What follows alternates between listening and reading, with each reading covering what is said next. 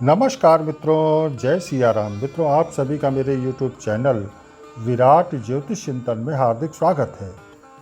मित्रों, आज के इस वीडियो में हम चर्चा करेंगे राहु और केतु की। ये दोनों ही ग्रह बहुत ही महत्वपूर्ण होते हैं कुंडली में, और कुंडली देखते वक्त इनकी बहुत बड़ी महत्ता होती है प्रेडिक्शन में।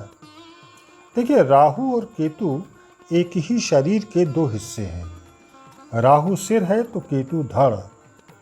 इन दोनों ही छाया ग्रहों के गुणधर्मों में जमीन और आसमान जैसा फर्क है।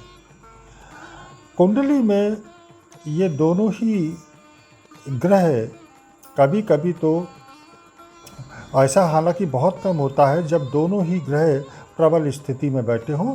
वैसे ज़्यादातर तो दोनों ही ग्रह खराब भी हो सकते हैं, या इन दोनों में से कोई एक ग्रह प्रबल होगा, चाहे तो राहु प्रबल होके बैठे या केतु।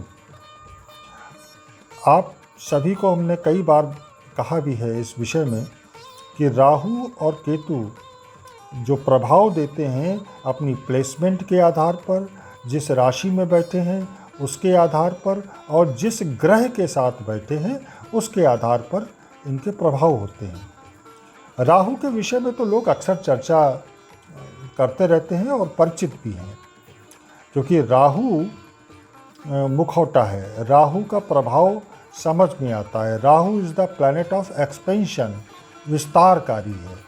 यूँ कहें कि राहु का नाम अधिक विख्यात हो गया, लेकिन केतु का नाम कम चर्चित हुआ, ऐसा मैंने पाया है। लेकिन एक बात बहुत स्पष्ट रूप से कहना चाहूँगा, जो लोग केतु को कमतर आंकने की भूल कर बैठते हैं तो वे धोखा खा जाते हैं, प्रेडिक्शन में चूक हो जाती है। केतु को बिल्कुल भी इग्नोर करने की भूल से भी न करें।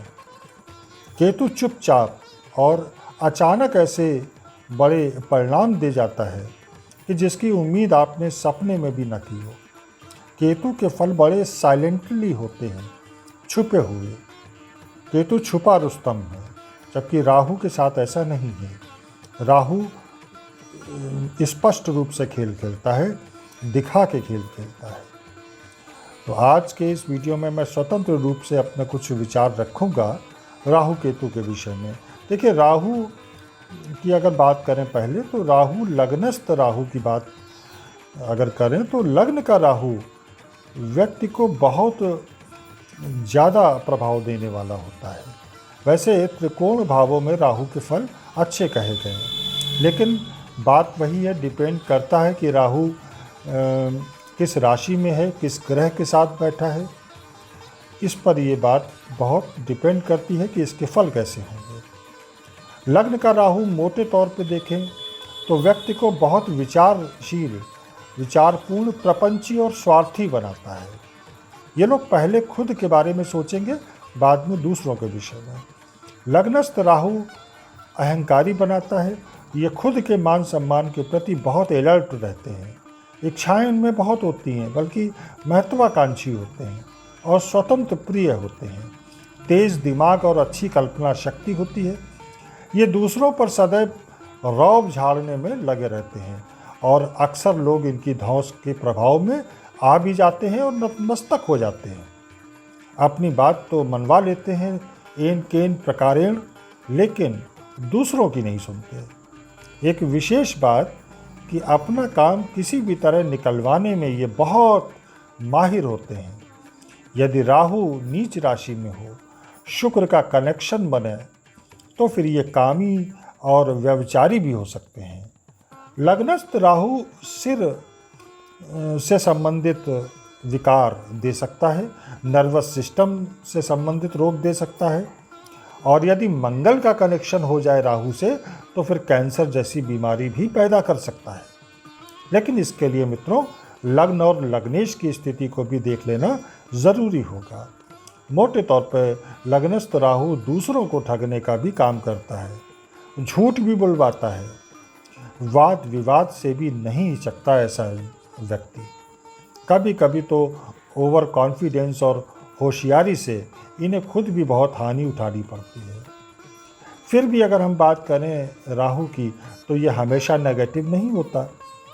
अगर लग्नेश की स्थिति अच्छी है, लग्न मजबूत है, तो राहु भी यदि अपनी उच्च राशि वृषभ या मिथुन में हो, तो फिर लग्नस्थ राहु जातक को बहुत सफलताएं भी देता है। व्यक्ति एकदम निम्न स्तर से उच्च शिखर पर जा पहुंचता है। उसके व्यक्तित्व का बहुत विस्तार होता है, बहुत सफलताएं अर्जित करता है, धन वैभव ऐश्वर्य प्राप्त करता है, कीर्ति अर्जित करता है।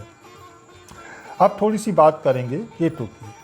जैसे मैंने कहा कि केतु को इग्नोर नहीं करना चाहिए। जन्म पत्रिका में हमेशा हर जगह केतु खराब नहीं होंगे, ना ही हमेशा हर जगह शुभ फलदायी हो सकते हैं। राहु केतु का एक बड़ा फर्क ये भी समझ सकते हैं मोटे तौर पर कि राहु जहाँ व्यक्ति को लौकिक जगत से जोड़ता है, भौतिक जगत से जुड़ाव करवाता है, माया से जुड़वाता है, तो केतु व्यक्ति को माया से अलग हटाने का काम करता है। केतु स्पिरिचुअल प्लैनेट है, और जबकि राहु जो होता है वह स्पिरिचुअल नहीं है या बहुत कम है, कुछ स्थितियों में है। ज़्यादातर ये माया में अटैचमेंट करवाता है। केतु के अलग अलग प्रभाव हो सकते हैं। जैसे लग्न पंचम में ये संतान कष्ट दे सकता है। अष्टम भाव का केतु गुप्त विद्याओं में व्यक्ति को महारथी बनाता है।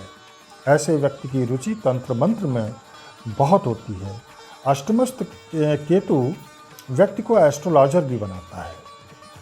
12वें भाव का केतु बहुत अच्छा माना जाता है, क्योंकि केतु मोक्षकारी होता है। और कुंडली की बात छिड़ेगी तो वार्ता फिर लंबी हो जाएगी, तब अलग अलग भाव और हर ग्रह से युति भी देखेंगे। लेकिन मोटे तौर पे अगर हम बात करें तो केतु व्यक्ति को अध्यात्म से जोड़ने का काम करता है और माया से अलग करवाता है। केतु मोक्ष दिलवाता है, इसीलिए केतु को मोक्षकारी कहा गया है। केतु माया से दूर हटाता है, केतु को मोक्ष प्रदाता कहा गया है। तो अब केतु अगर कुंडली में खराब है तो ये कैसे जानेंगे? कुछ ऐसे पॉइंट्स हैं, जैसे अगर अचानक कोई कुत्ता आपको काट ले या अक्सर कुत्ते काटते हो तो समझ जाएं कि केतु खराब है।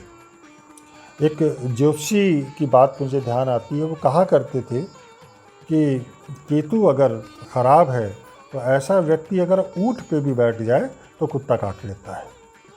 हालांकि हंसी की बात है, लेकिन सत्य है। अचानक पैरों में अगर चोट लगती है, सिर के बाल झड़ जाते हैं, मूत्र रोग, चर्म रोग, आंतों के रोग, चेचक, अचानक दुर्घटनाएं, गर्भपात, रहस्यमयी व लाइलाज बीमारियां, ये सब केतु की निशानियां हैं।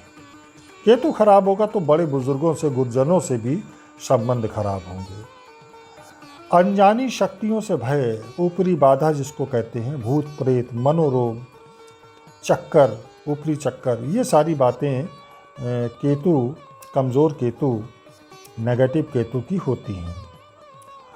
केतु अगर खराब होता है तो कई तरह से उपाय भी होते हैं। इसी तरीके से राहु के खराब होने के भी बहुत सारे उपाय हैं, इन पे हम फिर कभी चर्चा करेंगे। इतना जान लें कि केतु के जो प्रभाव होते हैं बहुत छुपे हुए होते हैं, बहुत तेज होते हैं। केतु बहुत तेज़ी से प्रभाव देता है और बड़ी मात्रा में देता है।